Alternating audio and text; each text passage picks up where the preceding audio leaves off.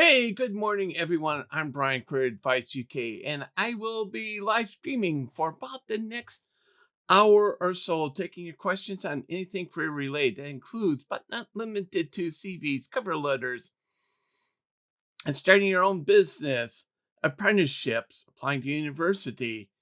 Is AI going to take your job, and more? I'm also the owner and founder of Leap Forward Careers, found at leapstartcareers.com. Provide guides, books, information on navigating the UK job market, along with providing you with information and support on an ongoing basis. So I do CV rewrites, CV reviews, interview preparation, help you with job search, making career change, talking through career change, and more. So head on over. Now, today is a very informative day. We're going to talk a bit about interviews. We're also going to talk about the recent jobs data and explain what does that mean for you. So currently, the data, if I remember correctly, came out on Tuesday. And on Tuesday, what we found is there was a very small uptick in vacancies from 707,000 to 712. And we also saw unemployment rise from 4.7 to 4.9%. Now, my opinion, the reason for that slight uptick is probably due in part with the change in the UK government. They wanted to present a bit more of a rosy picture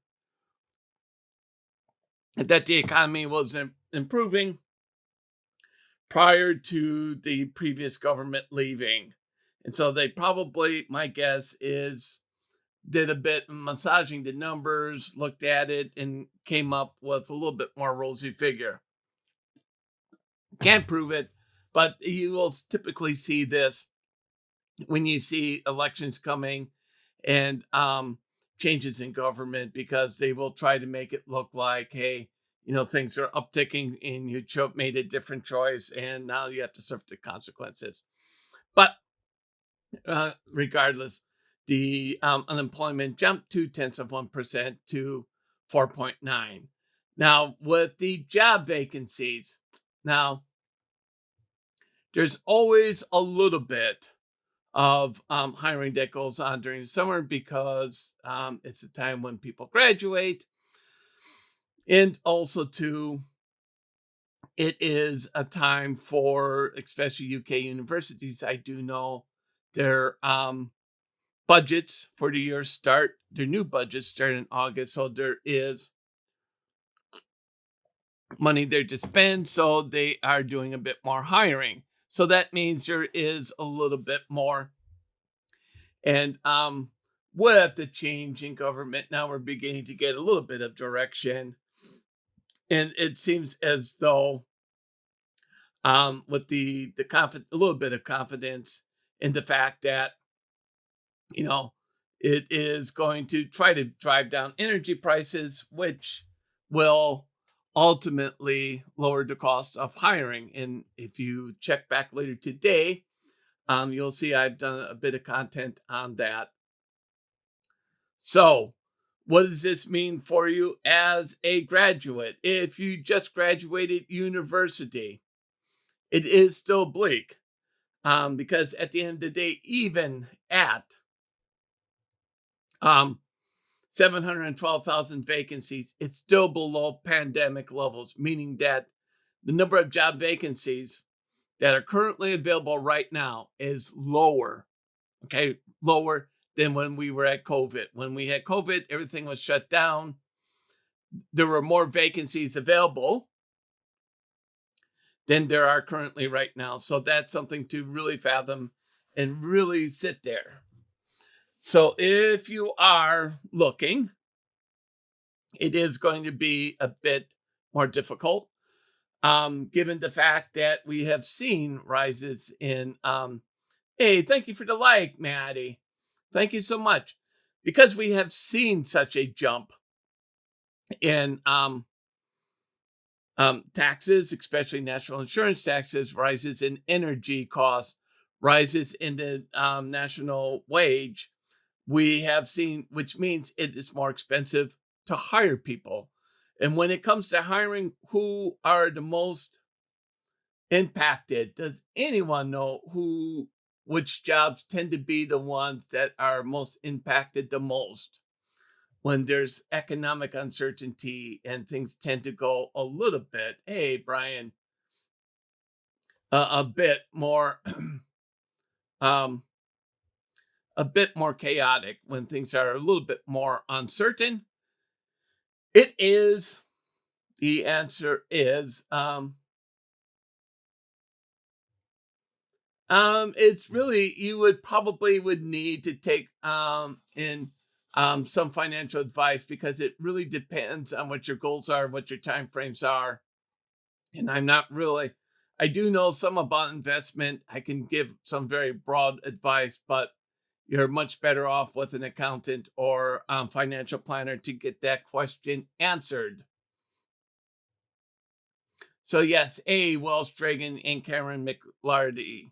Good to see you.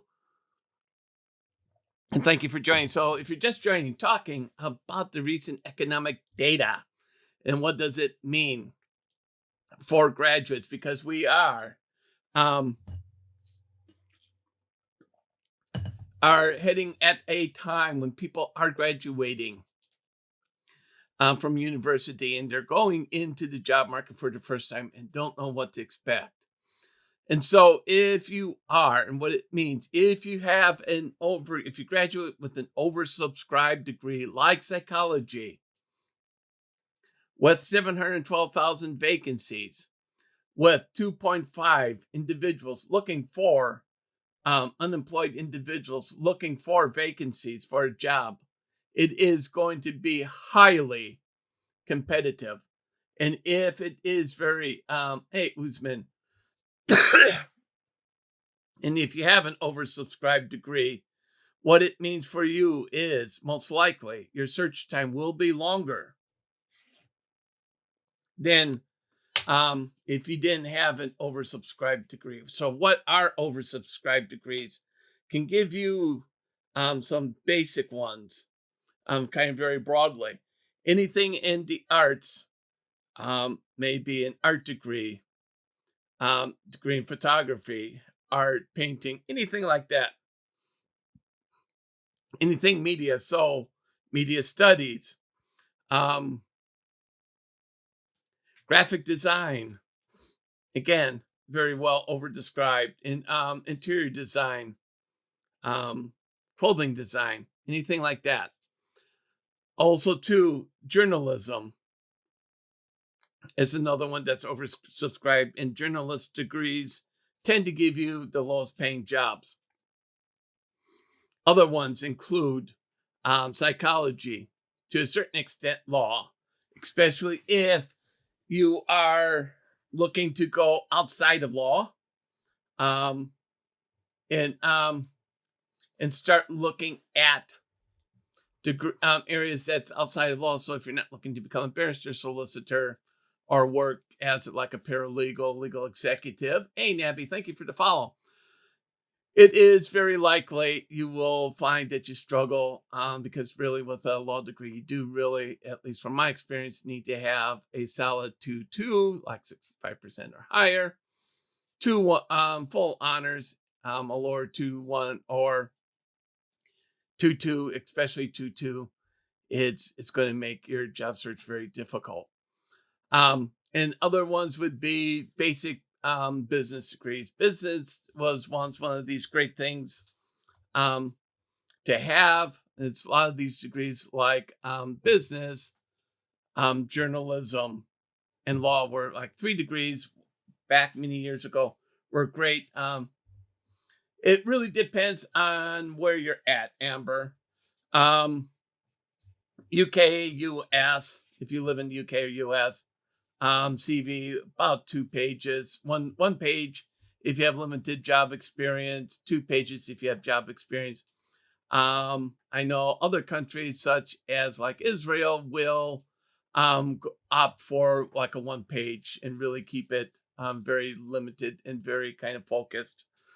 So it really depends on the culture. It depends really on the country, but um, it will be one page, 2 pages. What I would say at the end of the day, if it's if you have job experience, finger in the wind estimate. Hey, thank you for the sleigh. And three, oh, amazing, thank you.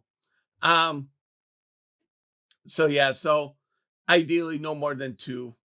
Um, Now if you're in the UK and you work in a professional role, especially, oh, amazing, thank you for the sleighs. Oh, that's really made my day. Thank you so much. And three, um, thank you so much. So if you are in the UK and you work in a professional role, hey, thank you for the follow. Thank you so much.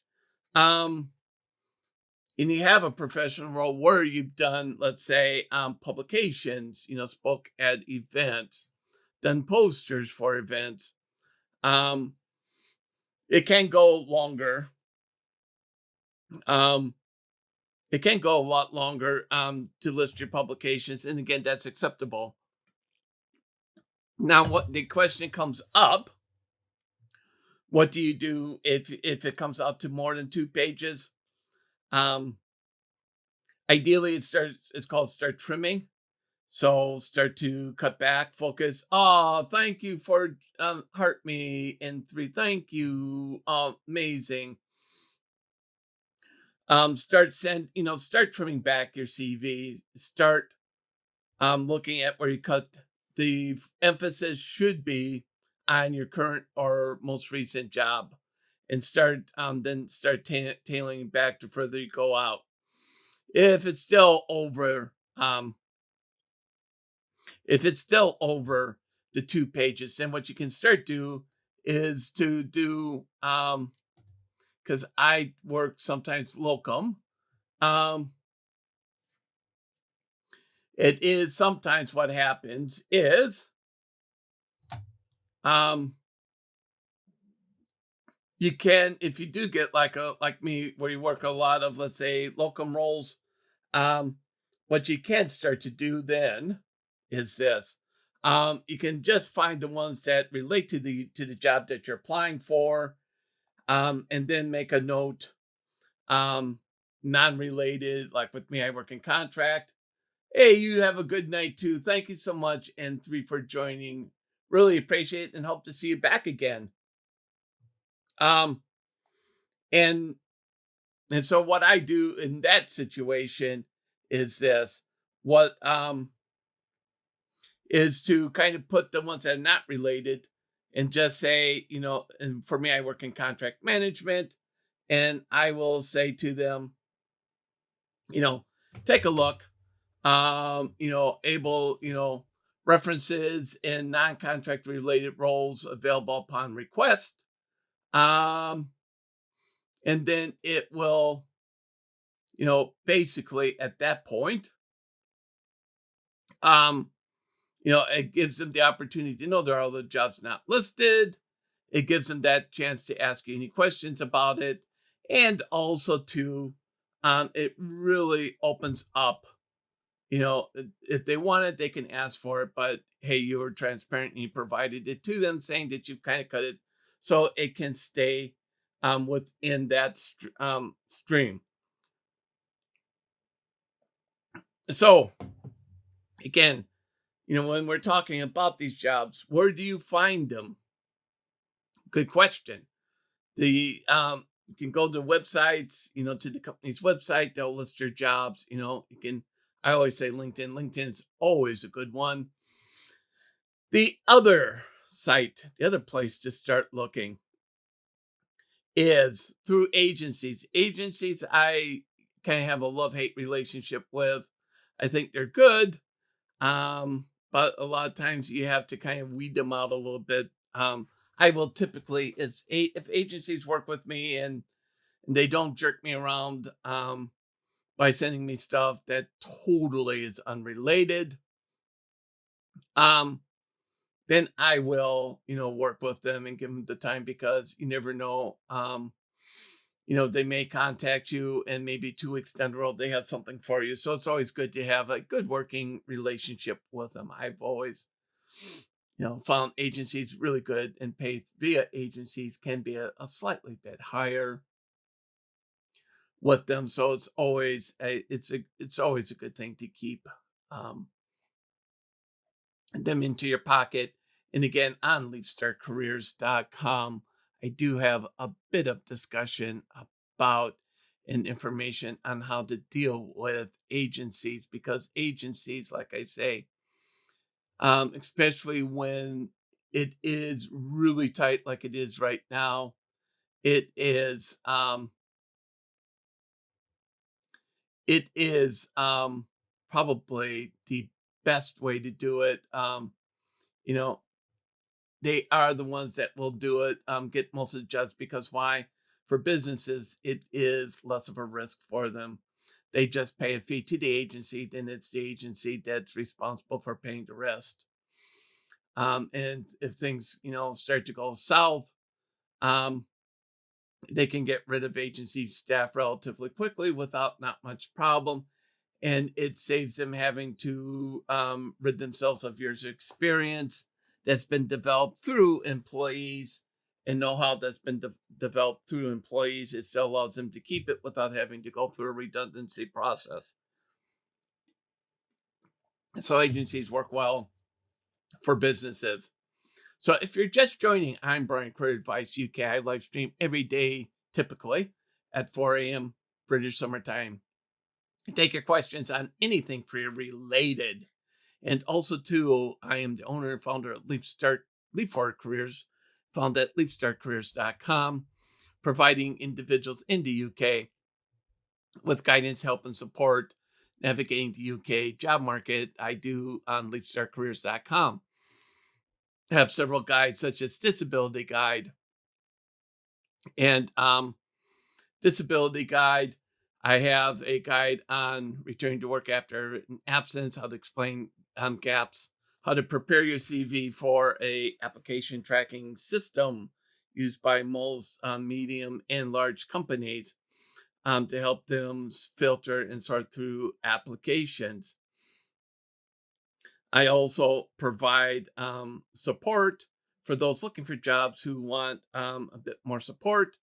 um, Provide, if you want, meetings on a weekly, monthly, or fortnightly basis to talk about what's going good, what's not working, and how you can improve your search strategy.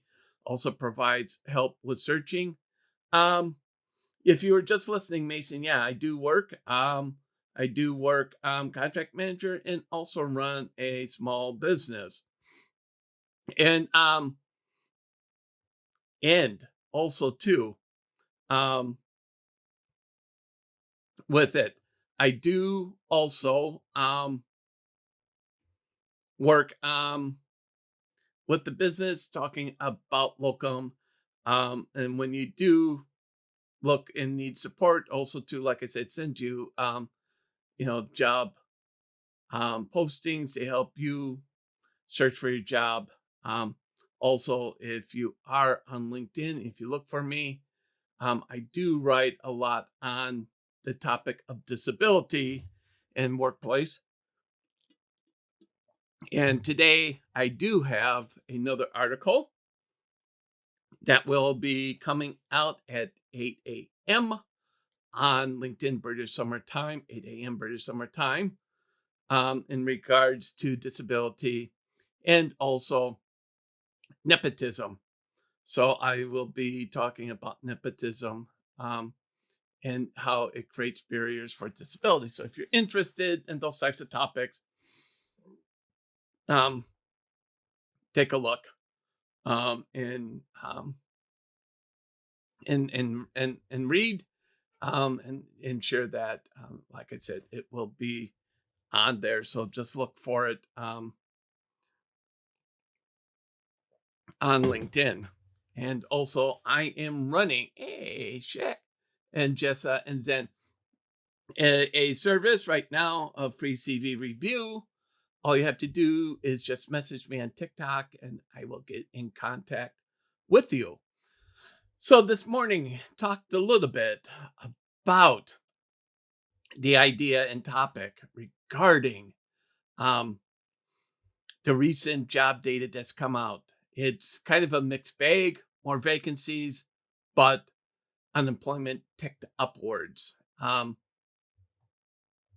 unemployment has ticked up, which means, again, if you are graduating from university looking for your first job, it is going to be a bit of a struggle, especially if you have an oversubscribed degree.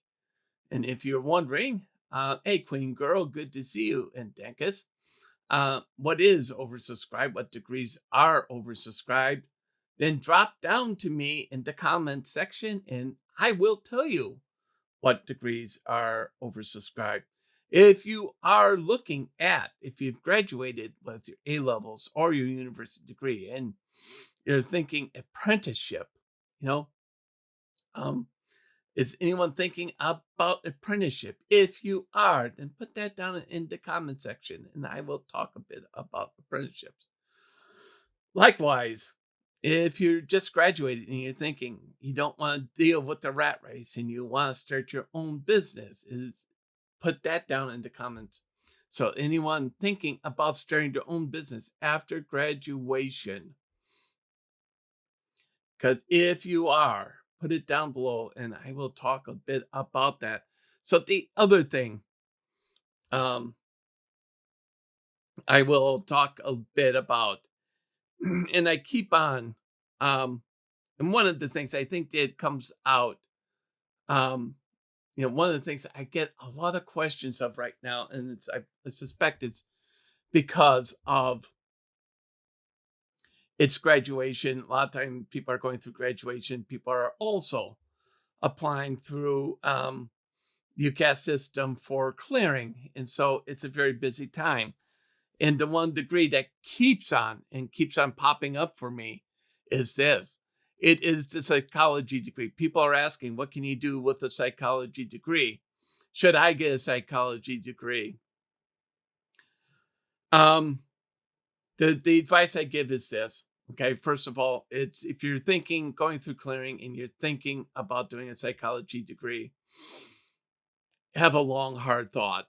And the reason why I say it, psychology is oversubscribed, meaning at the point of graduation, if you graduate with a bachelor's degree in psychology, you will probably be struggling a bit to find a job. Why? Because there's more graduates out there than that will hire psychology degree graduates. Psychology degree is a great degree if, for example, you've been working for a few years and you need, hey, Erwin and Christian, good to see you, and Lewis, good to see you. Um, you know, um, and it is, one of these things, it is, if you have, let's say, a degree, you've been working and you need to actually get, and you want to get promoted because you need a degree. Psychology is a good one. Psychology is classified in the UK as a science degree, which is a little shocking to me. I would probably argue it's more of a social science degree than psychology than science, but there is a science element to it,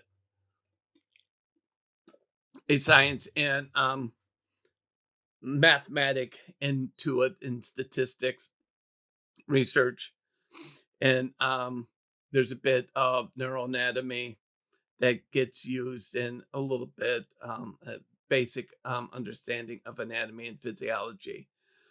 So I think it makes it more of a science than it is a social science, but I think you can argue it both ways. And so if you position yourself as a psychology graduate, as a science graduate, not a social science graduate, potentially can get just under £2,000 more. The average wage is about 28,000. Science graduates will get about 30,000. And the way you do it is you talk about running research. If you worked on research projects, you worked with your professors, instructors on research projects, or you ran one under their supervision. You can put that down. You can talk about knowing statistics, um, providing evidence, testing hypothesis. Those things are very much science related, and it can get you into um, research assistant roles in a university kind of setting. Now, with that said, talking a bit about positioning, the one thing that you have to be very cautious of beyond being oversubscribed is the degree itself at the bachelor's. Hey, Farkan, good to see you. And Leslie, Kevy, and JT. What it does at that level, at a bachelor's level, it really, you know, prepares you, for lack of a better word, diddly squat. Um, you can position yourself as science, managing data and all this stuff, which may work in your favor, and probably would be the place where you want to at least start looking. If you're thinking therapy, statistically, 15% of psychology graduates will only do therapy, 85% won't. If you're thinking healthcare, only 25% psychology graduates will go into healthcare. Remaining 75% won't. And for you, if you're thinking you want to do, let's say, therapy, get into the therapy end of things, it is a very difficult road. It's not an easy road. Um, to do therapy, you need to have a PhD or a doctorate degree. There's two routes in the UK. One route is going through the academic university route. Hey, Grapes. Hey, Asna. Good. Thank you for the share. Really much appreciated. Thank you so much. That really, really made me happy. That means more people may come and join in. Thank you so much for the share. And so what it ultimately means then is, to do a doctorate requires a strong 2-1 or full honors in psychology. There are very few schools that do it and very few places. So you're competing at the PhD level for very little number of spots. And that will mean that you will have to fund it yourself. Now, if you want it to be funded via the NHS route, there's roughly, finger into one estimate, 700 vacancies a year, about 7,000 applicants for the role. And that will then mean that most who apply don't get it. And it means that you may have to apply several years. It may also mean that you will have to move to do it. So if you're, let's say, in Swansea and you apply to a clinical psychology degree in Newcastle or Leeds, it will mean ultimately, and you get accepted, you'll have to move. And so you'll need to be prepared to be mobile, to move for the position. And for those roles that are funded by the NHS, you typically have to have several years experience, including working as an associate psychologist. And so the odds doing either the PhD or going on to do your clinical psych degree, it's Razum. Thank you for the follow. That's amazing. Thank you so much. So what it ultimately means, and not to be, self-defeatist or anything in it, it means that, the odds are against you to do it. And that's why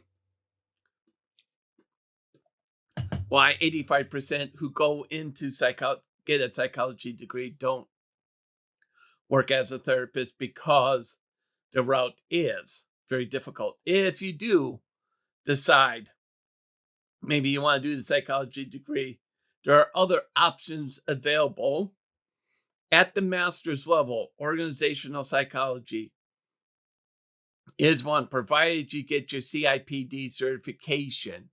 If you get CIPD certified, the world will be your oyster with this because you can start working at very senior levels, excuse me, in HR, and it will open up opportunities in HR for you at very senior levels. Also, too, if you go into research psychology can open up opportunities, especially if you look at marketing and consumer behavior. If you get into that, it can also be very lucrative. The other route, if you go in and really get your doctorate in research psychology, the other route can be um, is being a consultant and consulting on research projects and helping people set up research and doing the data and analysis for them. So it can be also very lucrative. Now, the next area, it can be, but it's very limited, and I wouldn't really push many people into this because it is, these two next roles are very limited. But one is neuropsychology, being a neuropsychologist. Now, it doesn't mean you're doing therapy. Neuropsychologist works with people with traumatic brain injury, so people with strokes, people with cancer that have brain tumors, people who have been through car accidents, just to name a few. And they work out what parts of the brain have been damaged, and what are the outcomes and outlooks for them. And it is a kind of if you want to say clinical kind of healthcare role. This is for part of the people who do wind up in healthcare with a psychology degree, ultimately wind out. So it's the 25% that, who wind up in healthcare. And out of that 25%, 15 will go into therapy. The other roughly 10% or so will go into other things. And this is one of the areas. The other area, which is quite interesting, and it is a kind of a part where psychology crosses over into engineering, and it is called ergonomics, and it is basically setting up people's workstations, helping people back into work after they've been out for a while due to a workplace injury. And so it is, getting their workplace set up, identifying what their barriers are, and coming up with solutions. So basically, it is, some universities will treat it as a engineering subject, some will treat it as subject in psychology. So it is a kind of a combination of both, where engineering and psychology intersect. It's ergonomics.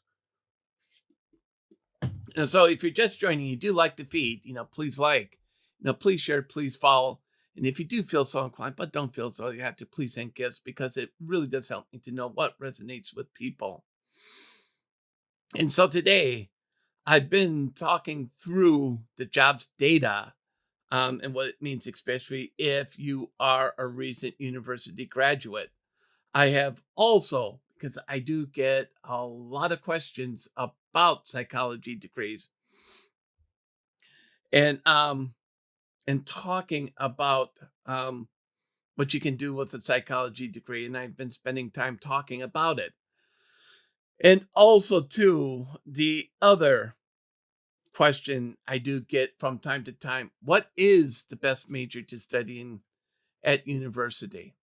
And does anybody know what is the best subject to study at university? Does anyone know? And I will put that into the comments. You know, subject. Um, 1 second, Jess.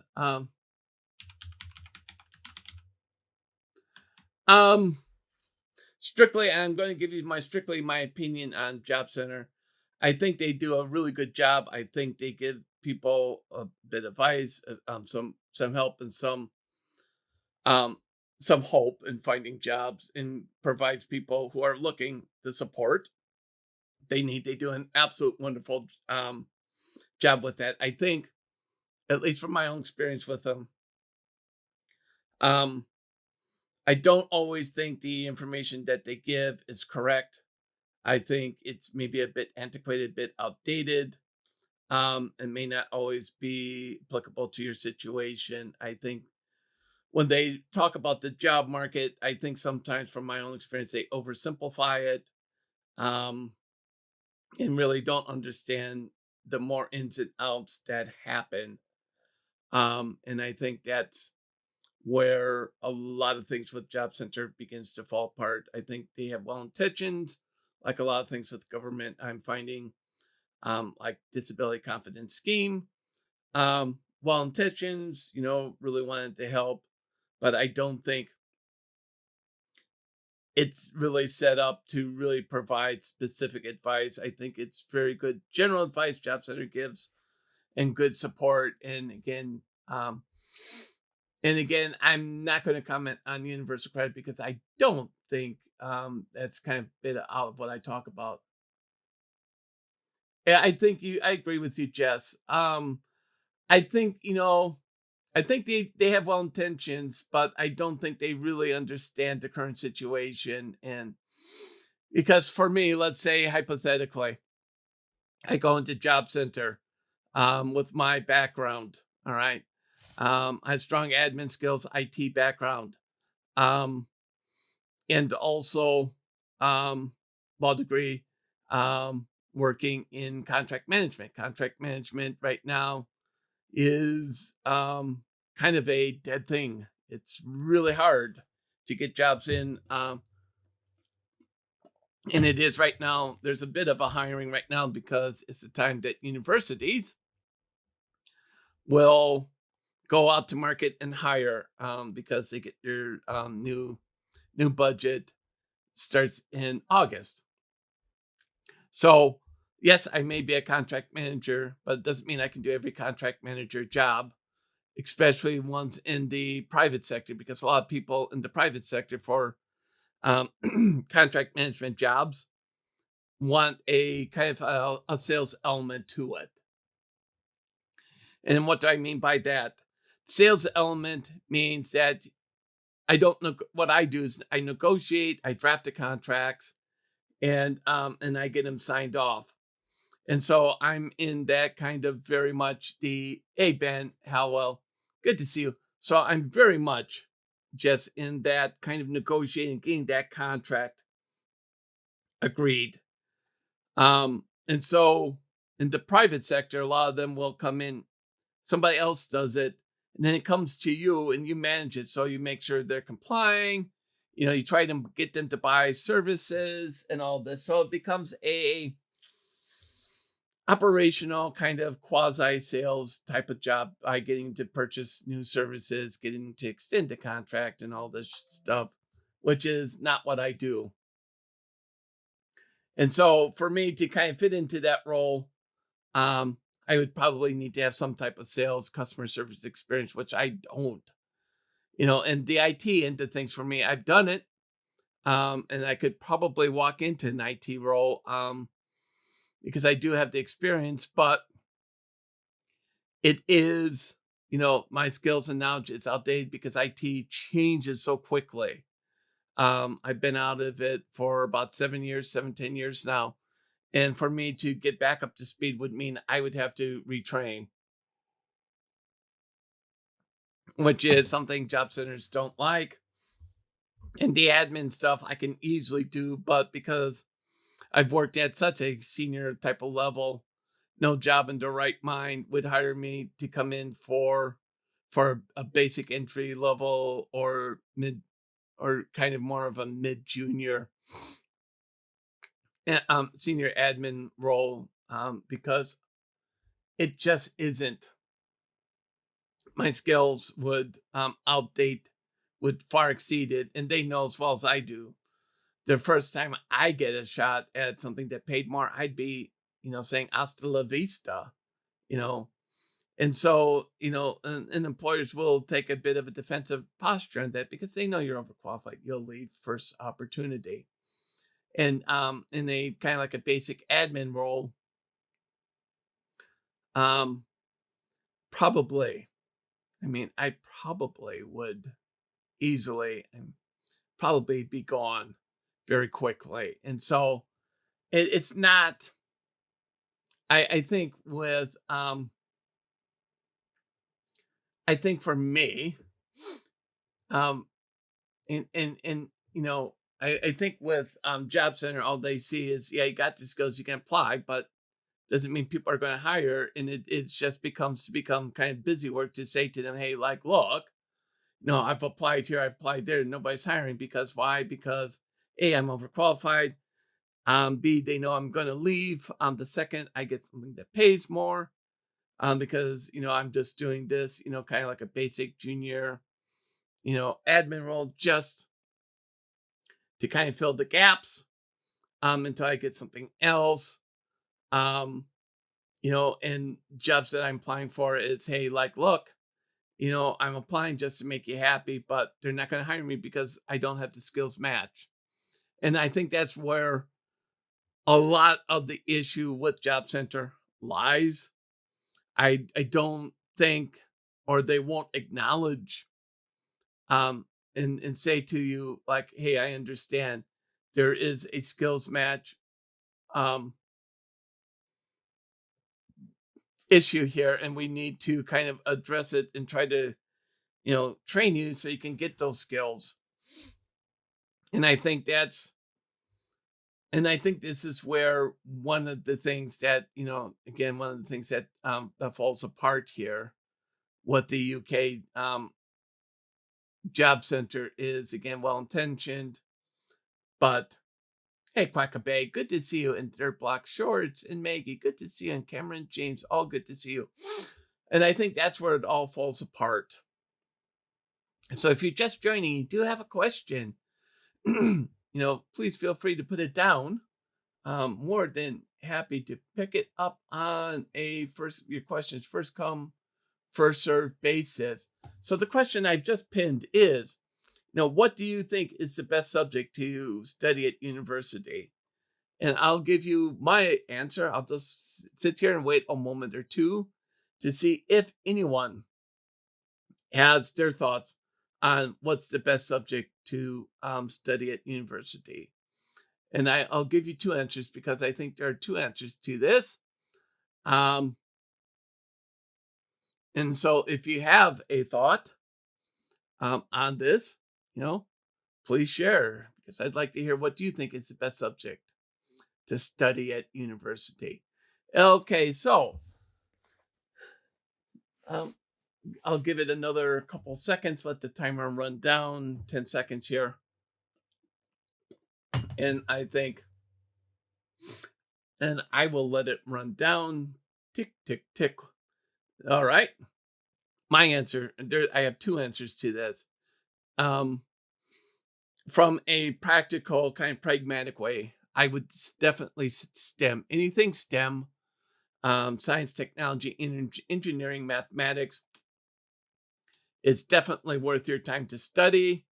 At university, like I said, they do, STEM graduates do have a higher rate after graduation. 60% are hired into a part-time or full-time role after 15 months. Within 15 months, an average salary right now for a STEM graduate in the UK, it's £30,000. Certain fields such as engineering, medicine, dentistry, nursing tend to have better success rates than other STEM areas, like psychology, which tends to tend to struggle because they're not really seen as science, but social science. So again, there's a little bit of a gap. The A, airborne master, and TCAM. The other area I would say, the other answer I would say is it's the one that you feel most passionate about, the one that you, hey, Ryan, good to see you. Um, the other one would be what is, your passion? What is your interest? Because if you study something you absolutely love and something that you really see yourself pursuing, um, a lot of the other issues such as job, pay, and stuff will naturally fall because you're doing something you love. You'll succeed. You'll excel at what you're doing. Um, it may take you a lot longer to get there, especially if you're in a field that's overly saturated. AT Cam. Um,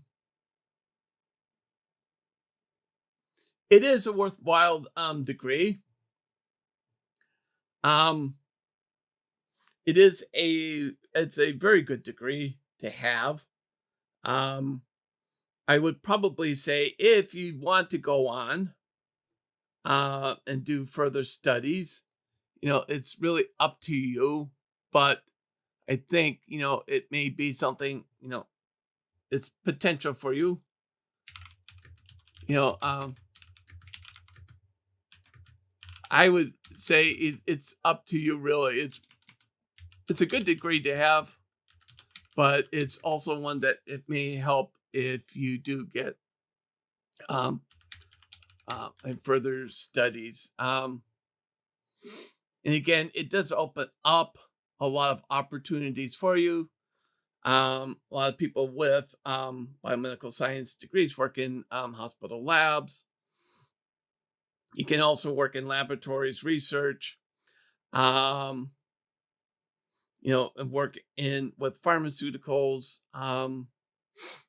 clinical trials, working with clinical trials and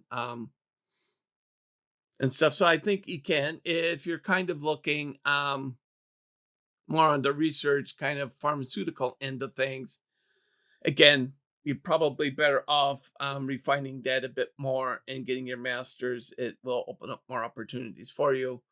But again, I don't think it's a absolute must. But again, it's up to you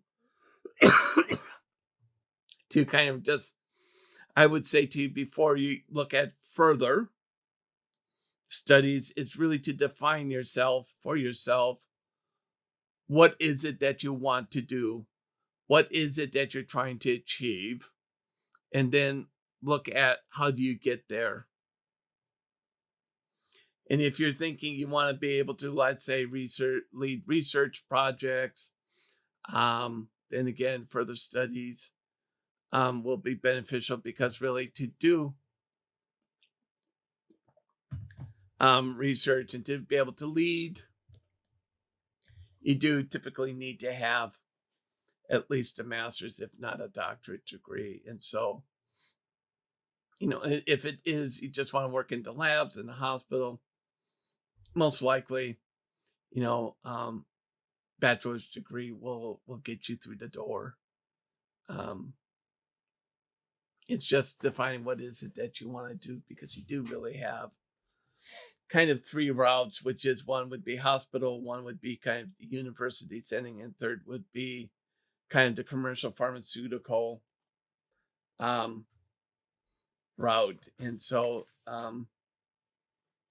the if you're looking kind of like I said, commercial pharmaceutical, um, it would be probably advantageous to get at least a master's, if not a doctorate. Um, University research to get you through the door. Bachelor's degree in biomedical science will probably get you there. But if you're looking to kind of further advance, at least a master's will be needed. Um, but if you're looking just have hospital medical lab, no. So that's my advice. So if you are just joining and you do like the feed, please please share, and please follow. I'm Brian Career Advice UK, and I live stream every day, 4 a.m. British. Hey, thank you for the likes. Hey, Turbo. Um, at this time at 4 a.m. British summertime, taking your questions on anything career related. And also, too, just so you know, I do own Leap for Careers, found at leapstartcareers.com, and I take, which has a whole slew of information on negotiating starting salary, preparing your CV for application tracking software system, guide on disability, talking about neurodivergence in the workplace, and more. And also today, I will be on LinkedIn having another article published. So if you are, hey, Faisal, if you are on LinkedIn, look for it. It comes out at 8 a.m. British Summer Time. And it is one that will be very informative for you. It will be, it is one that I think not a lot of people talk about. It talks about internal hiring in disability, and is, internal hiring a barrier for those who are applying externally as a disabled applicant. Because I think one of the issues I do raise a lot on LinkedIn is the issue about being somebody like myself who has a hidden disability, asthma in my case, and applying for jobs and trying to work, into struggles and some of the frustrations that you do hit. Hey, Lisa and uh, Lil Mine. Um, and some of the frustrations you hit because it is, especially with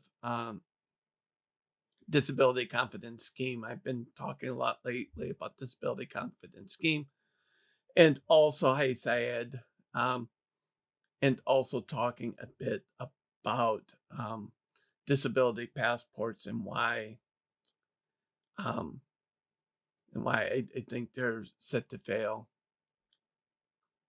So if you do have a question, I still have roughly about um, 7 minutes or so here.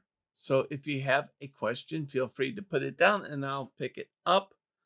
I do have, hey, Mia, I do have a little bit of ability to stay on past the 7 minutes if the question, or I get a few more questions um, relating to it. So let's just toss this.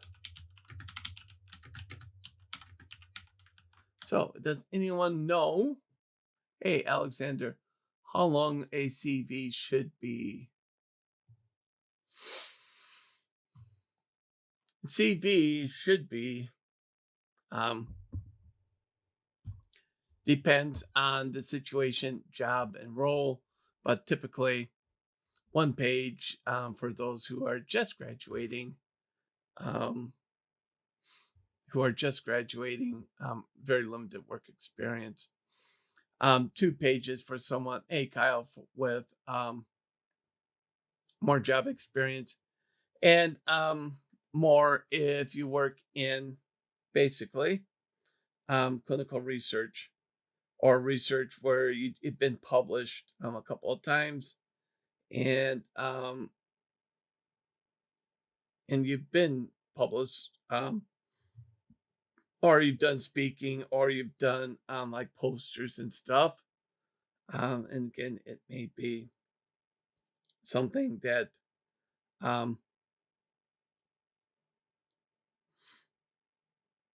so if you do have a question, feel free to put it down below. I'm Brian Career Advice UK, and I do live stream every day at 4 a.m. British Summer Time. So if you have a question, feel free to put it down below, and I will pick it up. And I got about 5 minutes, and I'm going to Um, and I'm going to right now, kind of just let it run down unless somebody has a question for me. Um, because if you have a question, I will pick it up. And and I will pick it up for you. Otherwise, like I said, I'll let this kind of just wind down. Hey, Maisie, good to see you. So, if you have a question, feel free to put it down. Um,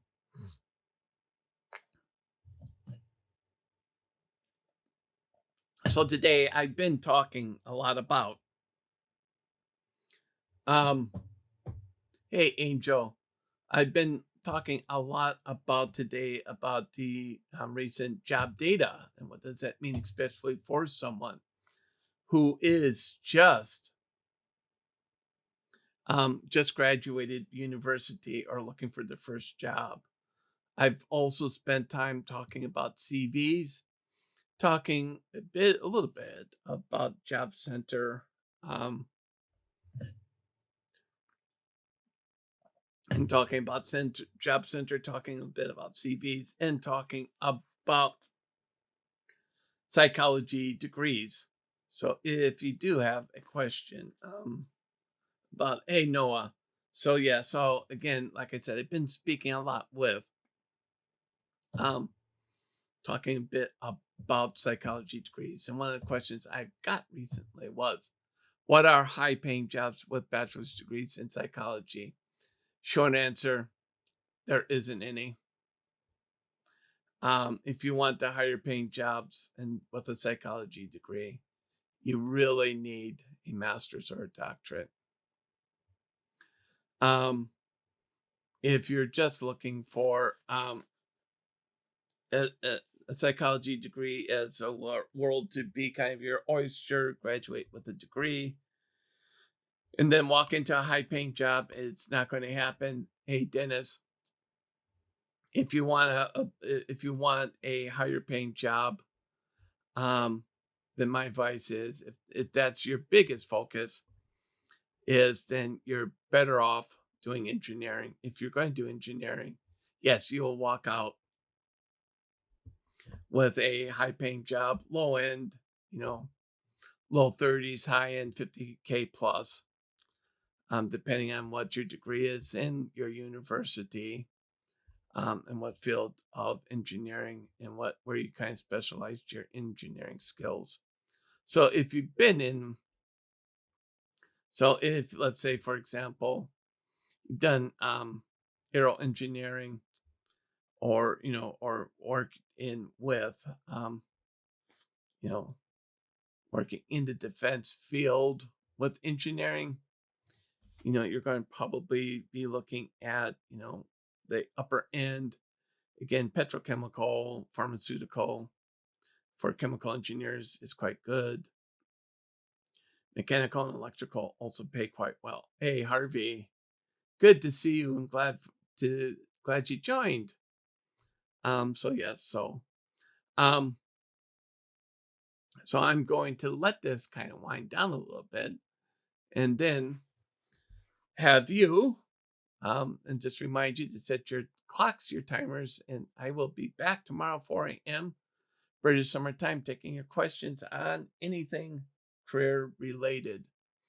Hey, Mosette and Liam, good to see you. If you have a question, um, still have a little bit of time, more than happy to run a bit over to answer your question. But if you do have a question, please feel free to put it down and I will pick it up. I don't mind. Hey, see, in errors, I don't mind picking it up and staying on a little bit longer because I do have the capacity to be on a bit longer today. Just so if you have a question, feel free to ask me. Otherwise, I will just kind of let it down. And I would encourage you right now to stop by LinkedIn. Look for me on LinkedIn, as my article will be. I'm going live, and also to take a look at leapstartcareers.com for any career advice, career support that you need. And want to take the time to thank you, everyone, for joining me. And thank you for the gifts, the likes, the shares, the follows, and